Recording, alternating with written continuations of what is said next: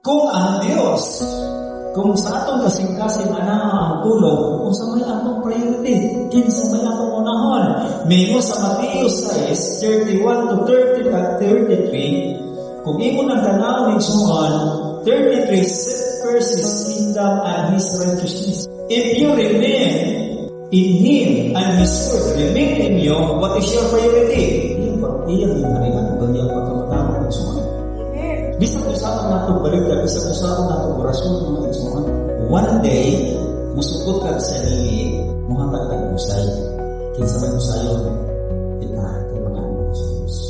Way labot ka itong walay saad sa Diyos.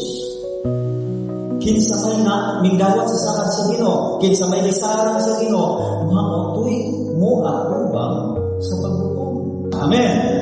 Kung kita kay ginawat manato ang saad sa Diyos, kita mo mga tubang kung ituman ba nato ang covenant ni Lord na dihatag sa ato. Kasamaan ang new covenant established by the blood of Jesus.